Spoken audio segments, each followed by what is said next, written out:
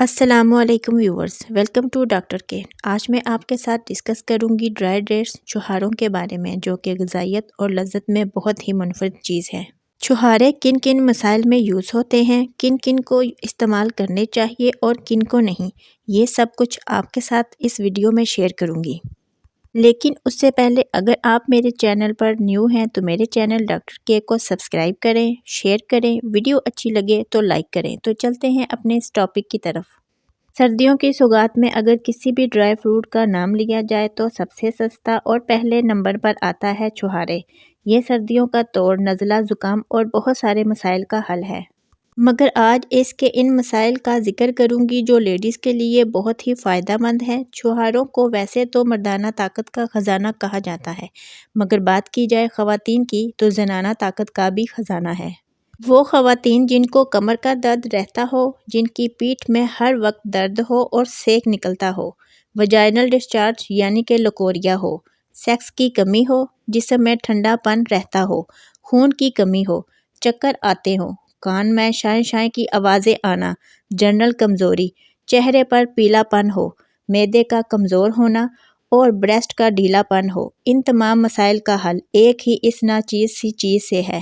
اس کے مختلف معجونات بنتے ہیں، جن میں سے معجون ارد خرما پہلے نمبر پر آتا ہے۔ اس کا بنا بنایا پاؤڈر بھی ملتا ہے جس کو ارد خرما کہتے ہیں، یعنی کہ چھہاروں کا آٹا۔ اس کو بنانے کا اپنا ایک الگ طریقہ ہوتا ہے، وہ آپ سے ضرور شیئر کروں گی اور بہت سارے نسخہ جات بھی شیئر کروں گی۔ تو آپ پہلے میرے چینل کو سبسکرائب کر لیں تاکہ آپ کو آنے والی ہر نئی ویڈیو ملتی رہے۔ چھہاروں کو ڈرائی کر کے گٹھلیاں نکال کر اس کا پاؤڈر بنایا جاتا ہے۔ انشاءاللہ اس کو بھی آپ کے ساتھ شیئر کروں گی کہ یہ کس طرح بنایا جاتا ہے۔ اور اس پاؤڈر کو یعنی کہ ارد خرما کو مختلف معجونات اور ادویات میں استعمال کیا جاتا ہے۔ ایک وقت میں زیادہ سے زیادہ اس کی مقدار 5 سے 6 چھہارے کھائے جاتے ہیں۔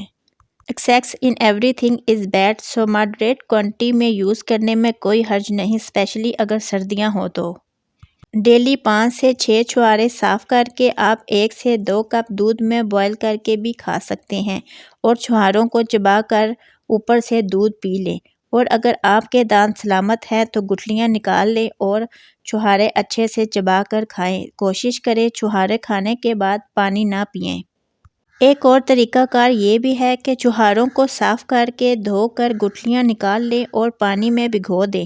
کوشش کریں کہ پانی بالکل تھوڑا سا ہو، بمشکل ڈوب پائیں۔ اس کے بعد اس پانی میں ان کو ہلکی ہلکی آنچ پر پکائیں تاکہ وہ گل جائیں، بہت زیادہ ہیٹ پر نہ پکائیں۔